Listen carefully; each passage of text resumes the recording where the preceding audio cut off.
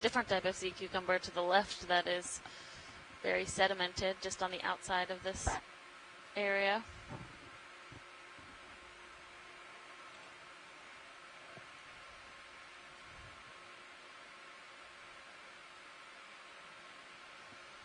I see a couple more white spots. And yeah, Cheryl Morrison said that, yeah, they have seen the cucumbers associated with these mussels at the Norfolk sites. I haven't seen any bubbles yet. Have you guys? Negative. Negative, copy.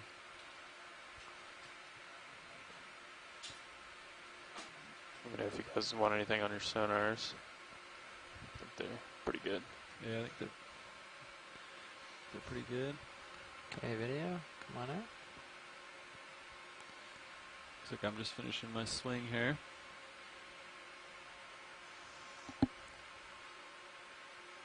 Yeah, that's good. Where's the next? Oh, there it is. It's up there to our left a little bit. Yeah, you can keep this. I'm just going to scan along.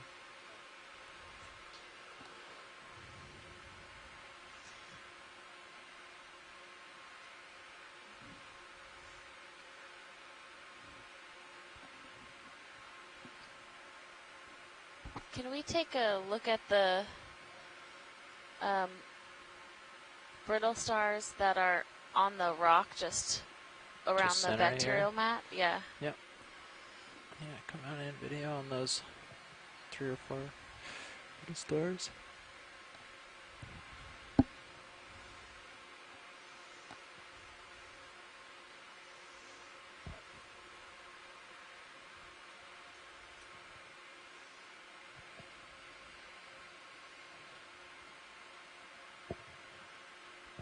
Possible chimera coming in here towards you. Yeah, Your friend. coming for a photobomb. Yep.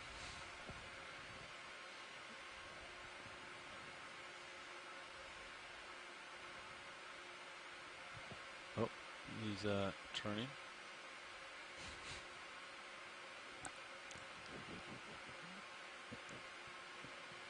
I think I finished my swing right over top. Yeah. Thanks. It's a close shadow.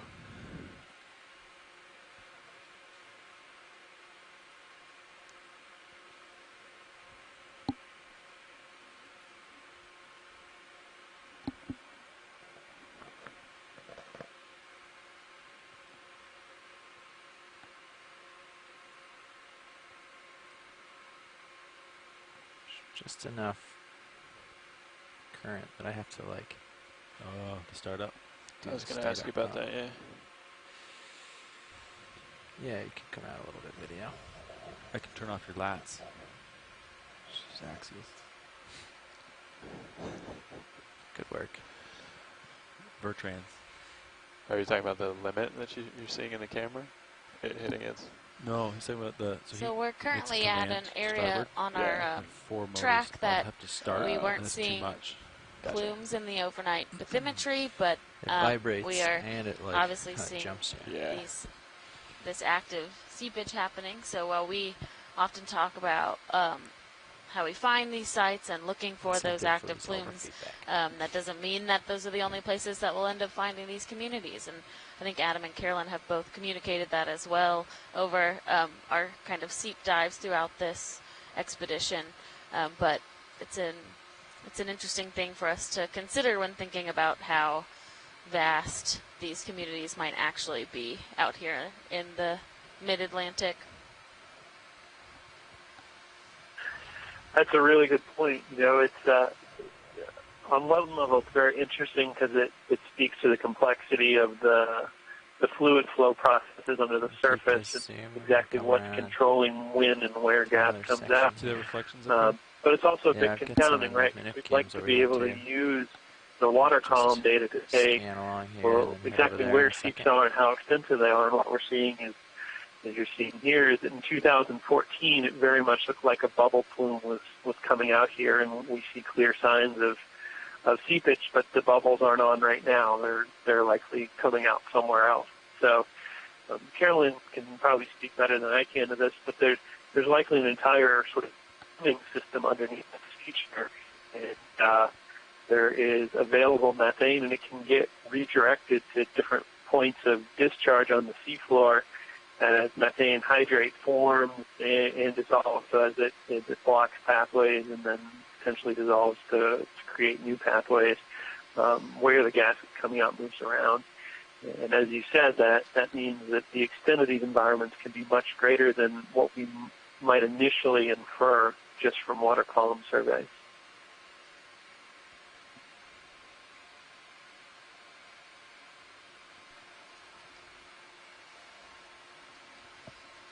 Yeah, thanks for that, Adam. Lots of bacteria. It is really great on these seep Shells. dives. We've had so much help from Adam and Carolyn, both planning and being on the line with us, and it's really great for Amy and I. You know, I've done a little bit of seep exploration, but it is so helpful to have the people really behind these types of explorations with us. Okay. Got a couple other targets out Yeah, to and my that's, starboard. But you know, these, between here and there, the so they beauty come of wide. these NOAA ocean exploration research Come on out, expeditions video. is that it is a very, community-based science. You know, we are out for exploration and we are collecting specimens, but they are for the general public. They're not for any particular person, and it's like, these rocks, or if we collect a mussel, this is of sort of the general use and of general interest to learn more about these sites. Got a big field over here. That's exactly nice. right.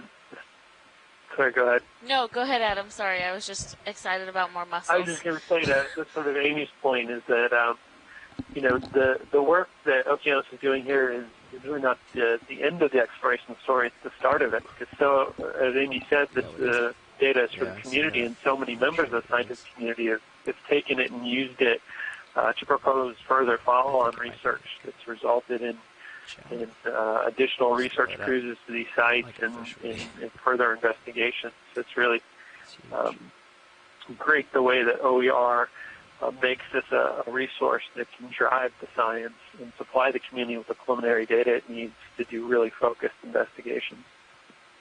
A serious view gives you a good idea of the colony here. Group.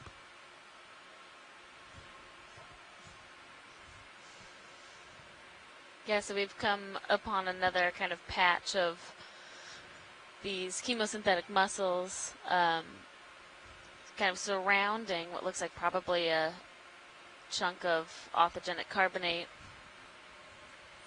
There's a number of urchins that are on top of these mussels as well.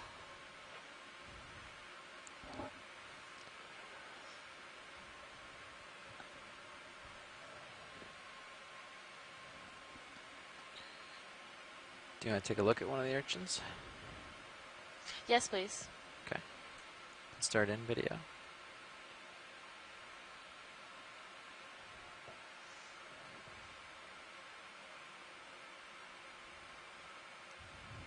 Just gonna tilt down, get it all centered up. Looks like waypoint 4 is back at 310. Chris? That's affirmative, Go co-pilot. tighter. But he's seen a lot out that way too. And he's pretty hard return to port, which I don't think we've been quite that far yet. Yeah. Copy. So may as well explore those. It's like 15 years away. Yeah. I did take a glance at that. You did? Yeah, I didn't. I mean, off in the distance, didn't get close. Okay. I was just going to look up what the beam angles were, because it looks like this feature that you're looking at dead ahead isn't even on your sonar. So I wonder if it's, since the sonar's up on the vehicle a little bit, I was just trying to get an idea what the slant angle is. Chasing the birds here. And if we could have lasers on the way out. Yeah, I think they're on. We'll just, great. when we zoom out far enough, you'll be able to see them, hopefully. Thank you. This guy's maybe 10 centimeters.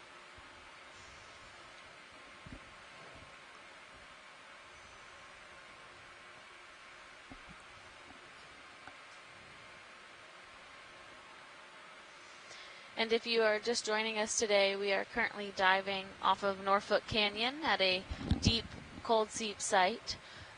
We are roughly at 1,615 meters water depth, exploring an area of this seep that has not previously been explored. So we had a number of targets provided from Adam Skarke and Carolyn Ruppel, and we are working our way through. We've made it to our third waypoint for the day and encountered a couple areas of chemosynthetic mussels as well as bacterial mats. The lasers on this guy.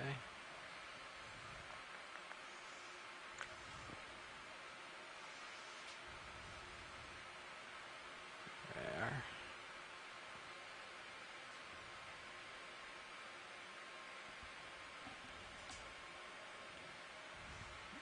Great. Okay. Come on a little more. Oh, there's a whole thorium in there.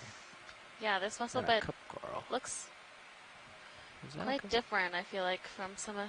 Do you see it? What? Come in a little bit, video. I think it's a hidden urchin. That's very deceptive. It's almost the right shape. Yeah. Okay. All right, video. Thanks.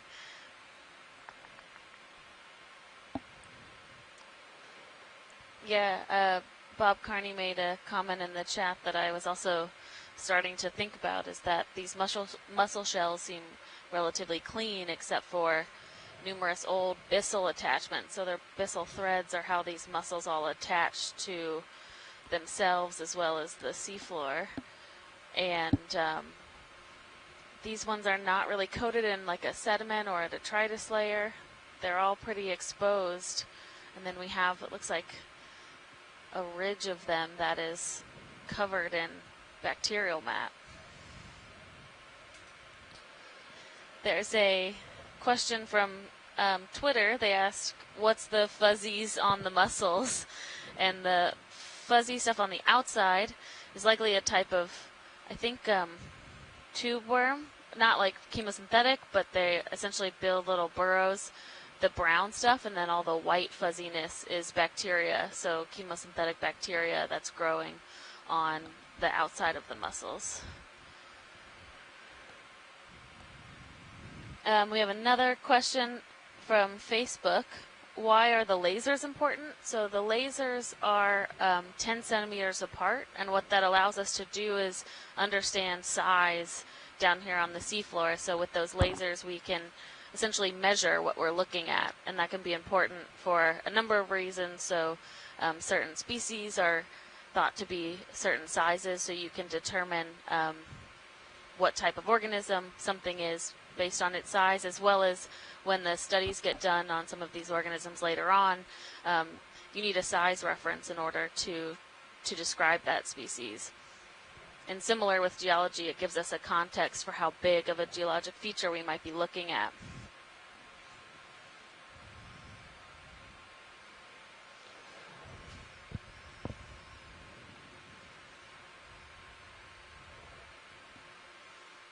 And there's definitely a variety of sizes of mussel, so it looks like there's new recruits as well as some of the older mussels.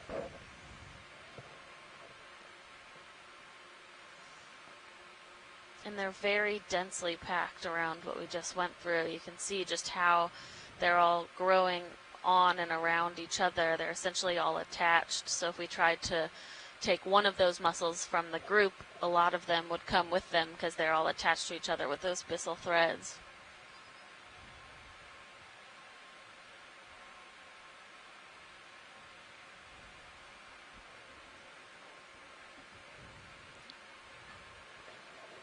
I have beam width numbers for you guys. Copy. 42. It's close. 7. Lower frequency, 20 and we degrees. have a chimera Higher hanging out frequency, in our 40. mussel bed. Copy. That would explain why you don't see the stuff right in front of you on the And lower frequency. Another octopus. And yeah, good eye, pilot. There's an octopus in the background there as well. 20 degrees. Nice find.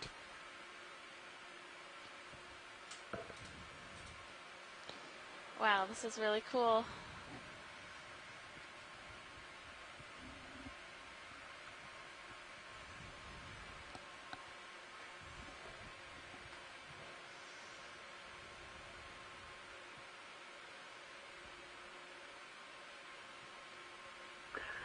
Looks like many of the mussels here are dead, at least on the right-hand side of the image. Sorry, can you say that again, Adam? It looked a bit like many of the mussels on the right-hand side of the field were dead. Yes, yeah. The many live ones is just around the corner. Right. Yeah, the other ones looked so a lot less sedimentation on the other side, and we're seeing this side more of those dead shells, and still some live mussels, but they are covered in a much denser sediment layer. And I think we're on to Chimera number 6 today. Seeing a lot of them around this area.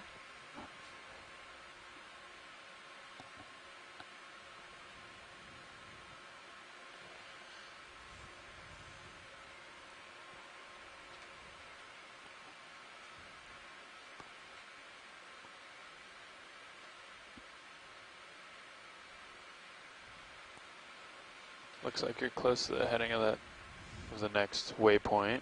Sounds good. How many turn to port to line up to waypoint 4? 312? May as well check it out here, though. Yeah, I think we can start heading that way. Got a couple little things over here, but probably be getting moving on. We can get a slow one in if you want. 0.2. Yeah. Sounds good. How far is it? We're 1.4? a little over 100 meters. Okay. Want to start at like 40, something like that? Yeah, sounds good. Okay. We'll do 300 if you want to head that way, Levi. Okay, well, actually, I think we classified this area pretty well. We were Copy. going to head on to waypoint 4 if that sounds good to you. Yeah, that sounds good. Thank you. I gotta come 30 more degrees to port. Copy.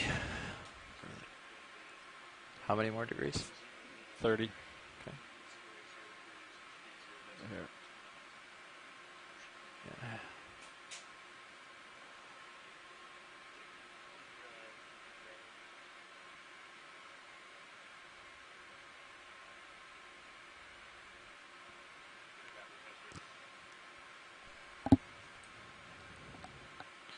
Okay, video, you can come wide.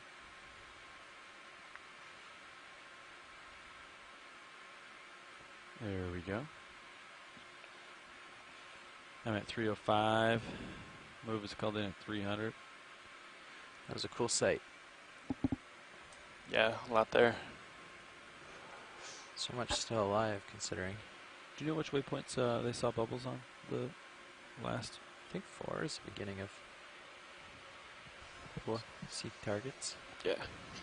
We had another question from Facebook, in that Amanda asked, is there such thing as female or male mussels? And Jim Masterson provided an answer for this before we got around to it.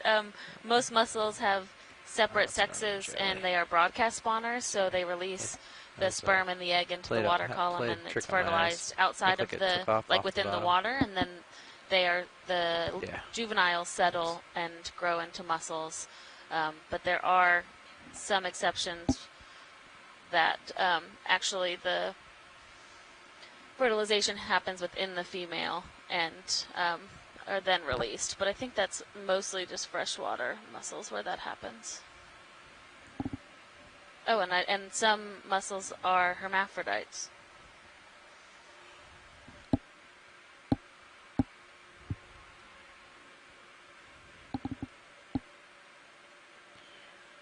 Okay. That's cool.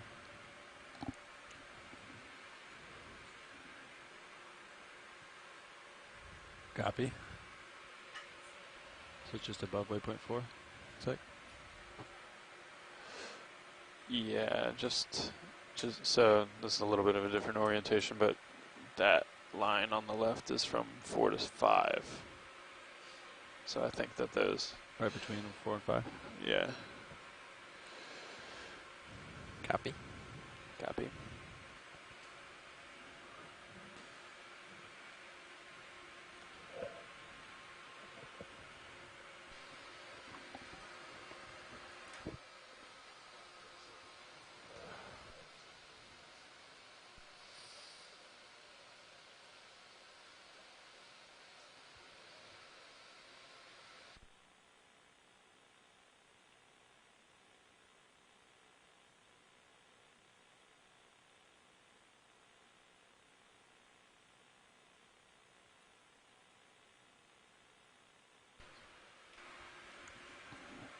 Oh, I'm good. Oh, whoa, look at all those bubbles. Where are those? That's where we are.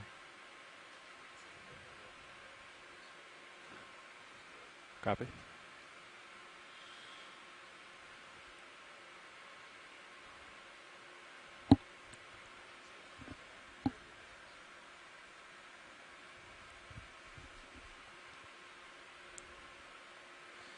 By us or? Ah, copy. Are the fresh bubbles different colors? So some of those are historic and some of those are last night. Oh, here's a different fish. Come in a little bit, video. That's cool. Bubbles. Yeah, What was it? So pilots, all the bubbles that you're seeing on the screen were mapped last night, wow. and the ones with the stronger plumes have been previously explored. Okay. So we're targeting this kind of in-between site between the ones that have been explored before to Come in a little tighter. check out. Okay, cool. Thank you. You're welcome. Copy. Oh, there's a... Floaty. Yeah, it's a... I can never say it. I'm horrible at the biology pronunciations. A Keenonath or Keep something. cast? Something. What's that? Ketonath. That's, I believe, and these are like, they call them arrowhead worms. All right, we'll let it float. Oh. We're on the move here. I got you 5-3. How long was that move? Is that a...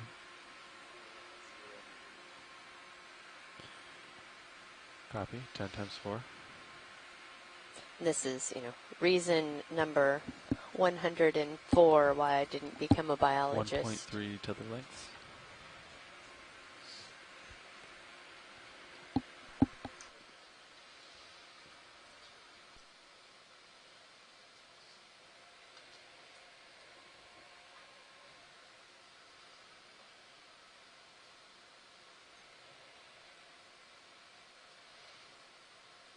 Ooh, big spoonworm. Those are so much fun to watch.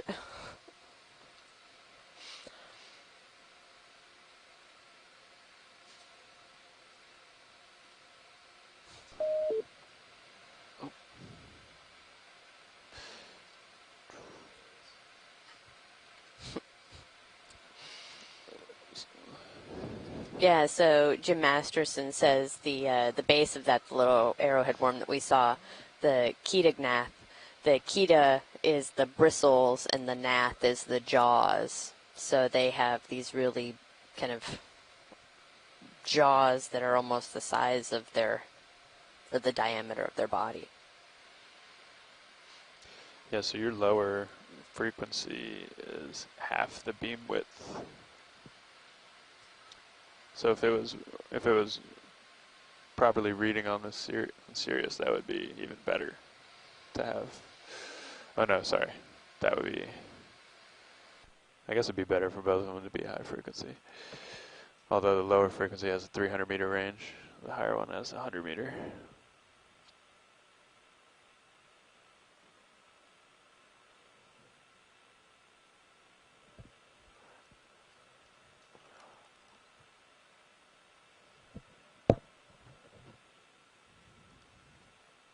Ooh, we have a nice Yeah.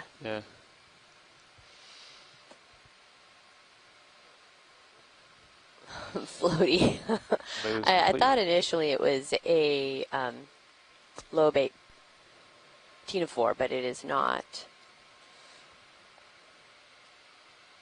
It's a, I think it's a larvaceous casing.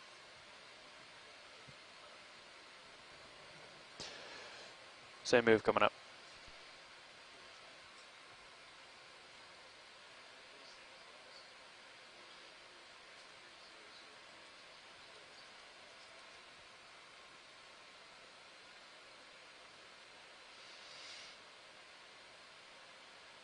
On the way.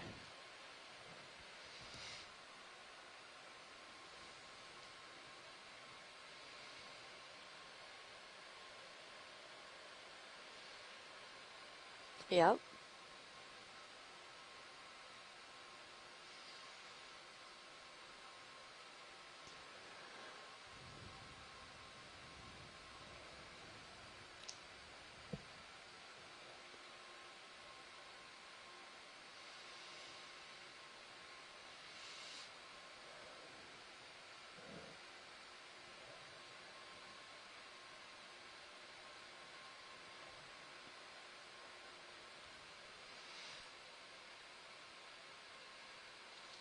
And Adam, while we are transitioning, could you talk a little bit more about, in the intro you were discussing that, you know, we're at a depth where this should be within the methane stability, but yet we are seeing, at least in our multi-beam, we are seeing the bubbles. So we do have some gas bubbles, and why that is an interesting kind of dichotomy.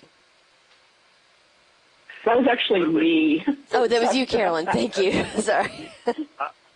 I'm sure Carolyn can provide a better answer than I could to that, so I'll let her take it away. All right, great. Thank you. So, yeah, I mean, we're gas hydrates people. So, right. So the deal is that there's that methane in water, once you reach a certain pressure and temperature, so relatively high pressure and low temperatures under marine conditions, you're going to make the methane in water into an ice. It's called methane hydrate, and that occurs naturally in nature. It's typically below the sediments, and it can extend hundreds of meters into the sedimentary section to the seafloor.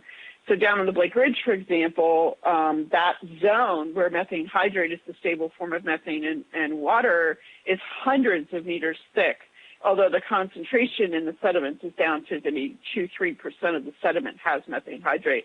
So here we're at water depths where the pressure is about 13 megapascals, so it's about, or 14 megapascals, very deep water, and the flow temperature here, so the temperature here is about 3.8 degrees. We're well within the stability zone for methane hydrate, which means when methane combines with water, it should be methane hydrate.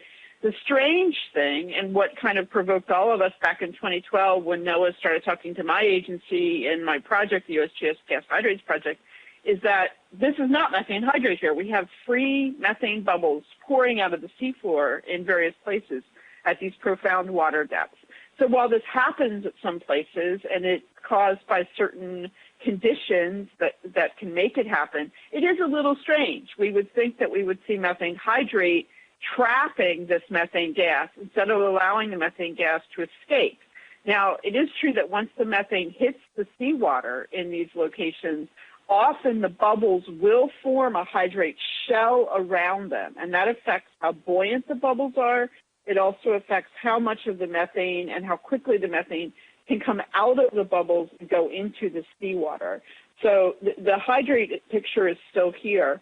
If we do see methane bubbling out of the seafloor here on this dive today, we're likely nearby, if we're lucky, to see a rock overhang, and we'll see gas hydrate underneath of that, because there the methane is concentrating, and we'll see the hydrate actually forming beneath these ledges, which we often see as well. But again, most of the time the methane hydrate is in the sediments. Okay, great. Thank you for that. And yeah, I hope we do get to see some of that overhang and some methane hydrate. That would be very cool.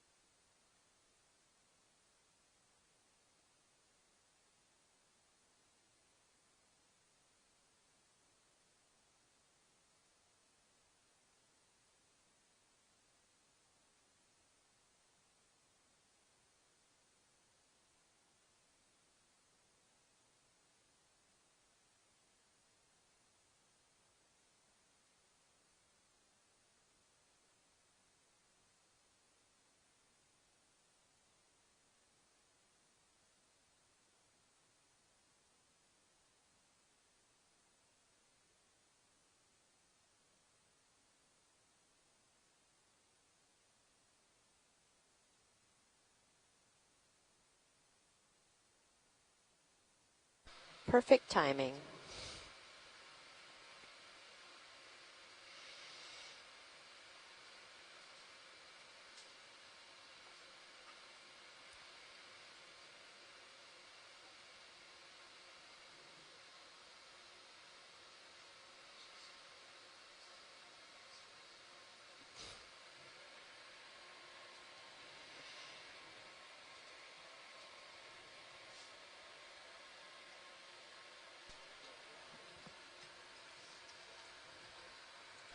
Nav, were you calling us? I was just about to. Yeah. Oh, okay. Thank you, Bridge. We have traveled 300 meters total. Thank you. Yes, pilots, that move is complete. Would we like to keep a move on? Oh, you go. Copy.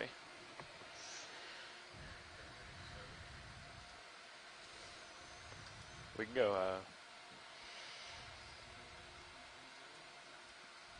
yeah. Start that way, 330.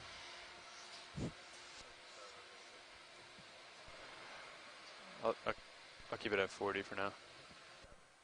That's weird.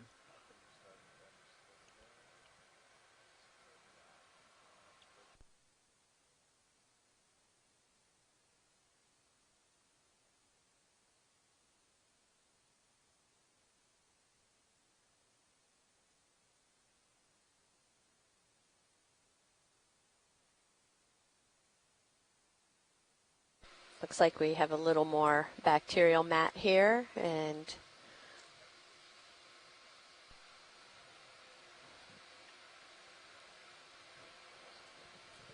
On the way.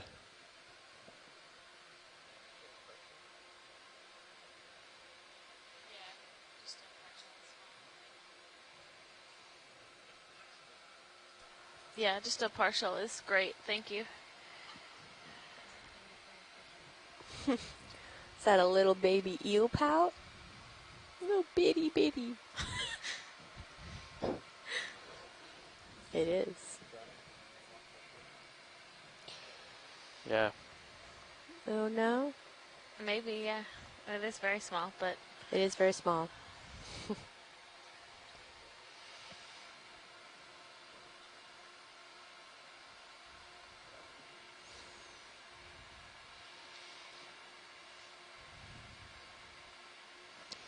That is when they just started moving too, I guess.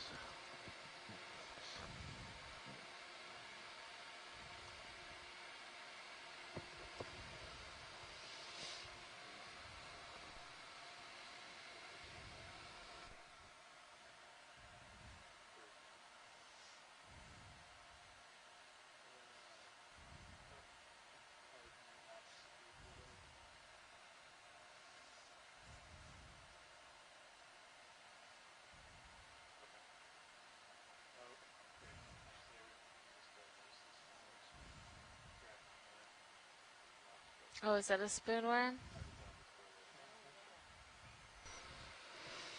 Oh yeah, It good is. eye. It's a very long proboscis. So essentially this is the tongue of a polychaete worm, and it extends out to feed on particulate coming out of the water as well as on the sediment, and then it will retract that whole proboscis back into the hole that it's coming out of where the rest of the worm lives.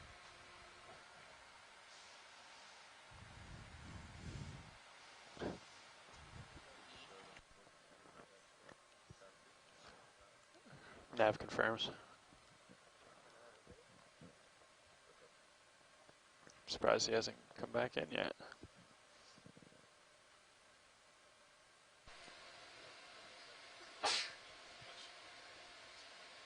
Yeah, usually. Oh, there it goes. Nice.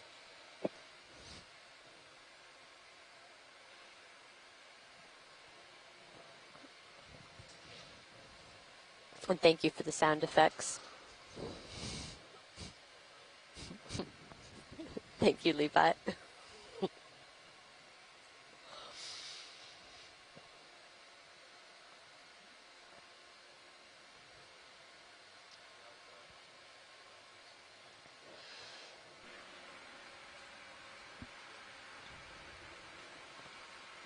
something like that. Couple burrows. Got tracking back, I guess.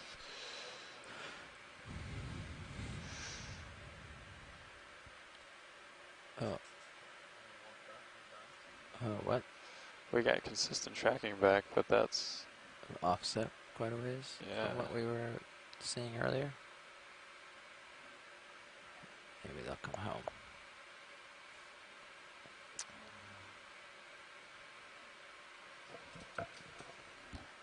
Casey, you're hot. Hot mic.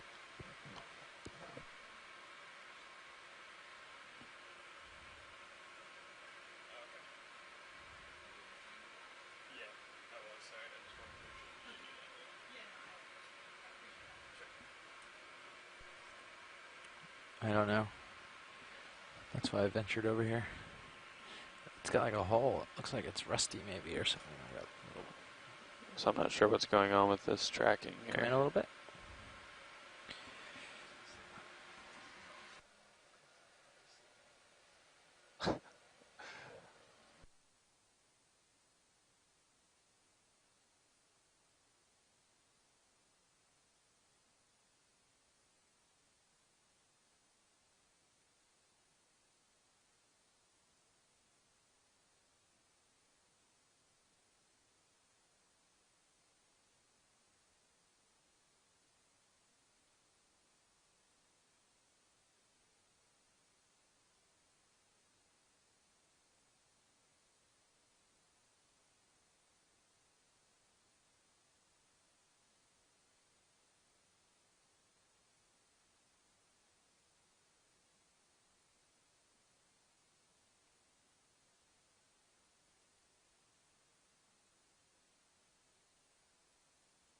Go ahead, watch one. Yeah, no.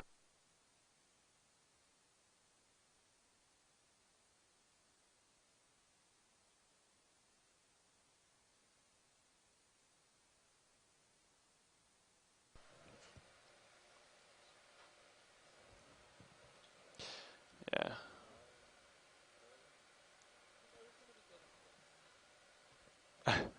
Oh, don't worry about that. Just the background. Maybe local 1540, something like that. Got it. Depending on how far we make it, obviously.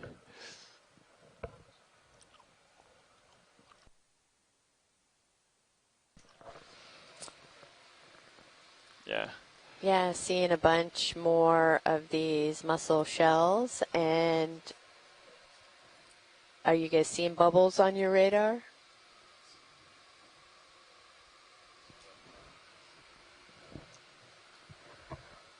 Oh, okay.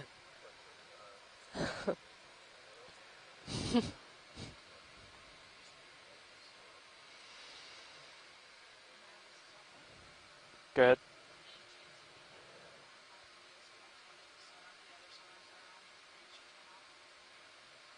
I don't think so at this time. We'll keep trying to diagnose. It'd be weird for that to start now. Okay, thanks.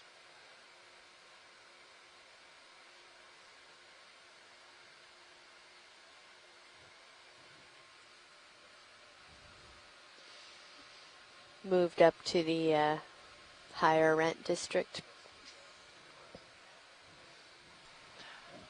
So, Carolyn or Adam, if you guys are on the line, when we've been exploring these areas, we sometimes see that these the plumes are turning on and off. Could you explain about how that could happen, or sort of what we know about these seeps being somewhat ephemeral?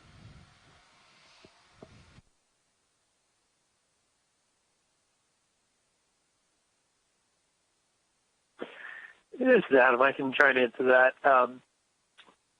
Yeah, That's a good question. You know, one of the things that geologists are still trying to understand is exactly the nature of the plumbing system for gas migration beneath I the am seep also site. sneaking in on it, so you know for your focus. All evidence indicates that the gas is coming from production from microbes in relatively shallow sediments just beneath the seafloor. And so as that methane migrates through the pore space in the sediments and finds its way to the seafloor, it can take different pathways. Sometimes, as in this location, there are probably structural geology features like faults in the sediment that form pathways for that gas to follow. And so it's not fully understood, but I think a lot of us are under the impression that that methane hydrate Carolyn was talking about can form or disassociate in different locations within that sort of plumbing network underneath the seep fields, and that can turn on gas in one location or turn it off in another location.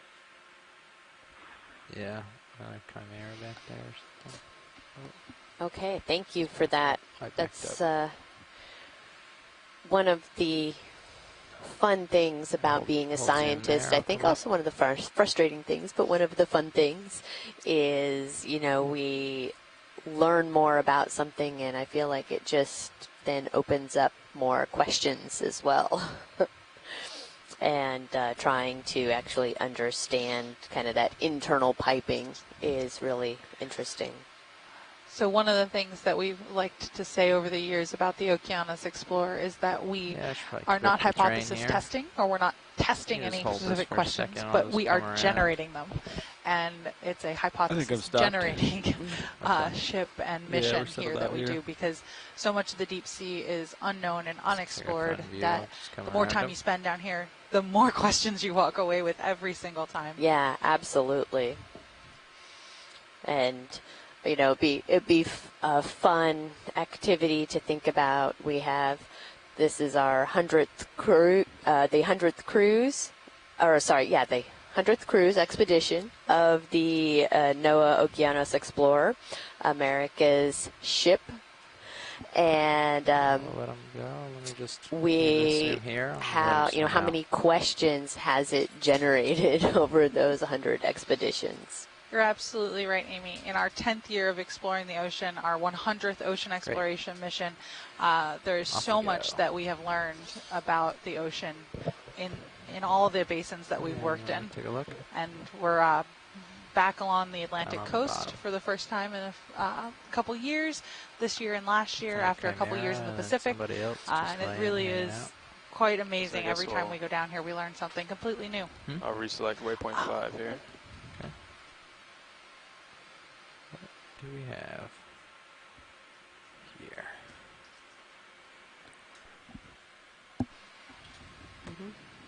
Chris, identify.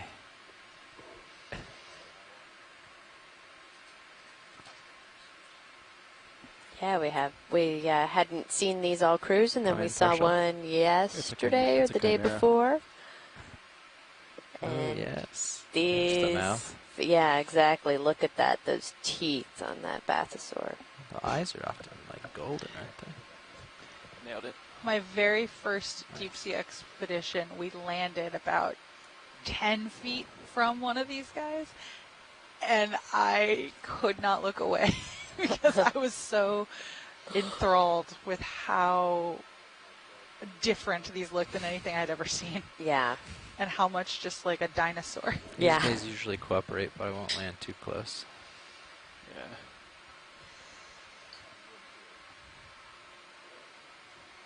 Yeah, start coming in. I would believe our current tracking. What do you think, Copilot? Yeah. Judging by the relative is really good. I'm going to turn to starboard then. Yeah, I think that's smart. We're headed that way anyway.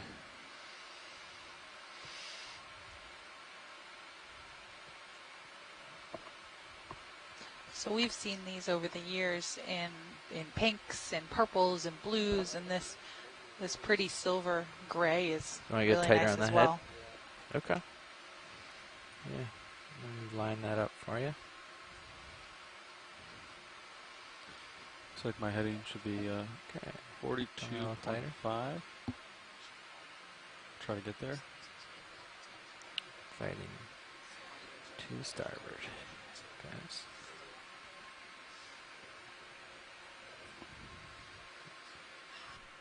Oof.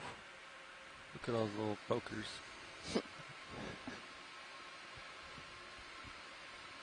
It's just, has this big toothy grin, that's all.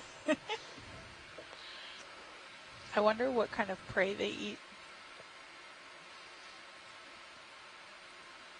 That's a good question. Got any more?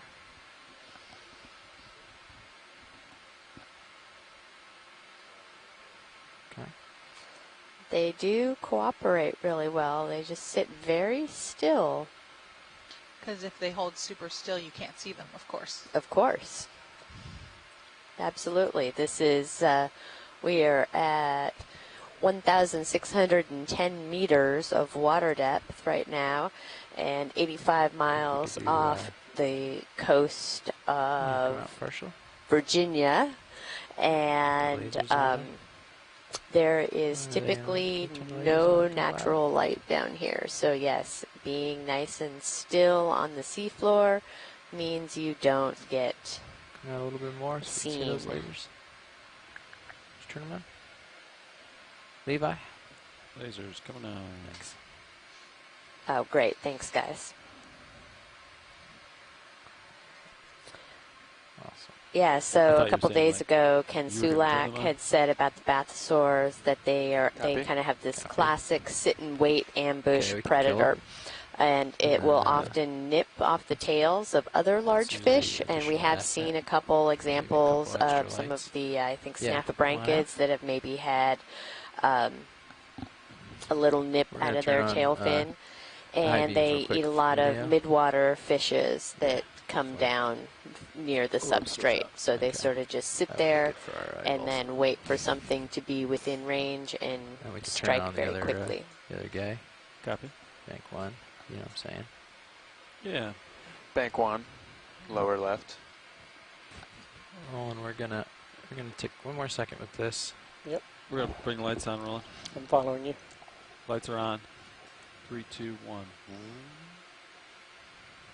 It's on aft. Can you just switch it over? Check Stand by.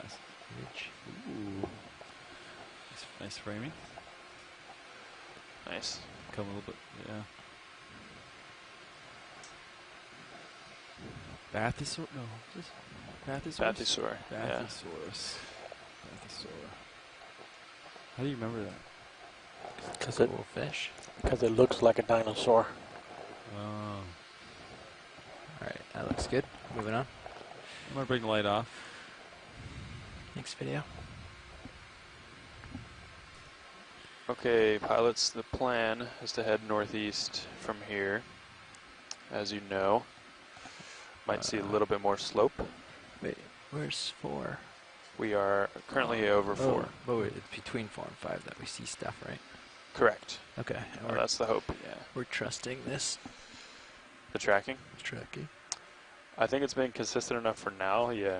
Okay. It was consistently wrong over here for quite some time. Okay. But this makes sense with With the layback. layback and what we were seeing on our previous moves. Copy. I think we can do 30 meters. What do you think, pilot? You guys good with 40 for the bearing? Yep. 30 meters? I'm lined up on 40. I got a clear view ahead. Roger. Coming up. Oh, on the lawn looking for bubbles. Copy. Right there. Okay. Aye, aye. Right on the, right on the, Yeah, I'm guessing right here. right on the crook of that. Okay. Yeah, the center. That's my guess. We shall see. Yeah, I was going to put a target right there so that we can make sure we know exactly what you said so you can't change it. Stand by one. Right on the bump. This little... Yeah. Oh, that was it. Yeah, Down. that Down a one. little bit. Down. Oh, down. That's what you said, right? I heard him say that, yeah. He's trying to change it now. So we have You can another control, click and drag and move. waypoints. little Okay. bit of maybe some of the bacterial mat over Great. there on you the guys tell me where right. to put it? Oh, But you we'll were really keep close. moving. On that line, a little bit lower. Yep. Oh, right there. Perfect. That's where it's going to be. Copy. All right, we got the ship going. Just starting to move here. Headed to waypoint 5. Yeah, you'll see as we cross the 1,600 meter contour, you'll start to see a little bit more relief. Be advised. Copy. I have some harder returns, but it's all right here, and it just looks like maybe just bumps in the sand. Yeah. But we'll keep an eye out. Roger. And could you tell me what your Z bias is today, pilot? Bias, I've settled somewhere around 25.1. I would run It's between RPMs. 25 and 26. RPM Not 28. percentage. So your birds are doing 525 RPM. So 'Cause the when we percentages aren't look at the necessarily bad. multi-beam in these areas, If you're doing a lot of mechanical- times we if you're doing see mechanical what looks to be a calculations. very smooth surface, very flat, particularly where we are right now. The multi-beam said it was going to be pretty low slope, but we're seeing little tiny 525. topographic highs. Why is that? So our multi-beam system is it's a great system and a really fantastic tool, and has helped us learn a lot about the seafloor. But it is ship-based, and we are in No 1,600 meters of water, and therefore we can't resolve these rack very small cap. features. And when we talk about that, it's typically a Copy? 25 meter of resolution, and so we really can't see anything smaller than that 25 meters, and that's typically in even more shallow water at these depths. I don't know the exact resolution, but we can't make out these kind of small dips and bumps and little valleys and burrow holes and things like that. You would need either some type of tow system. They have the multi-beams that you can actually tow behind small boats, or a side scan system to be able to really see the detail that we're seeing here in person. Over here, see what's going Part on. of the reason that exploring with submersibles and ROVs and, like you said, those other towed systems are really important. Oh, here we go. Yep. Seeing let's a go little down a bit little coming bit. I'll into stretch our view at the very top, looking very rocky. Maybe some mussels. Maybe some bacteria. Maybe some bacteria. Oh. Roland's driving.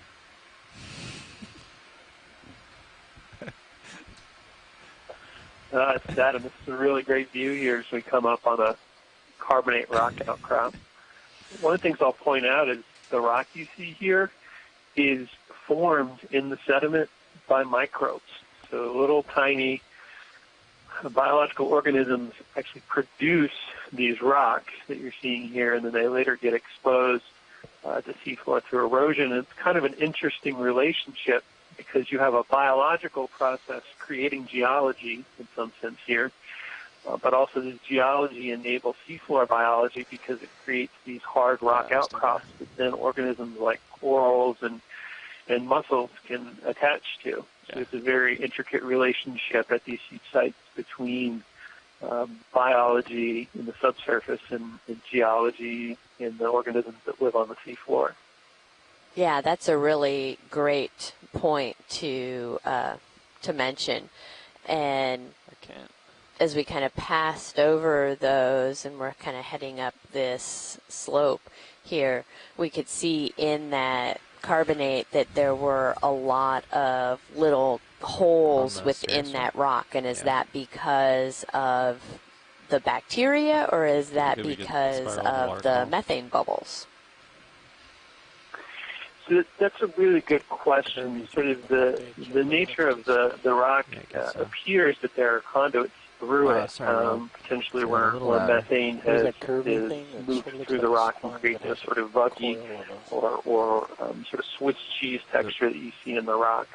But actually, scientists are still working to understand exactly how these rocks, they know geochemically how the rocks form, but sort of structurally how they form in the subsurface and what creates those unique textures. Okay. Not much. We have a little squat lobster. It looks like it's inhabited one of those small holes of a piece of this carbonate. Okay, that's clear. Yep.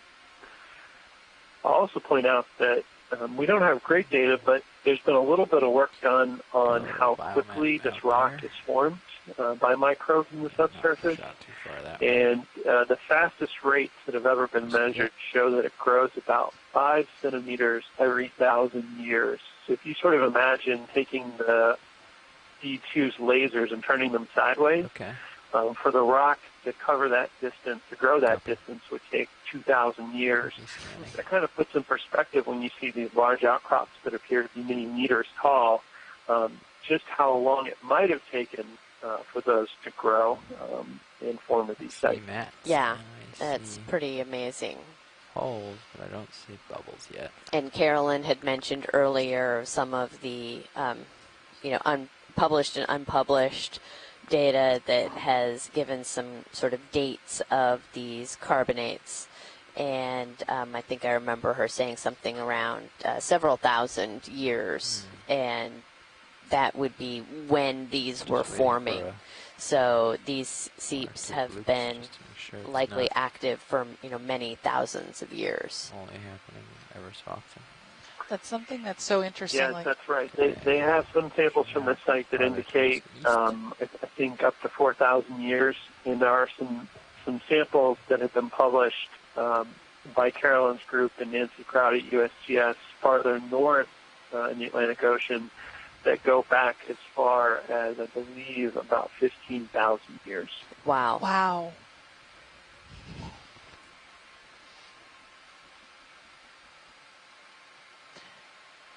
And Adam, would the seep need to have been active that entire time, or have had some sort of activity over that period?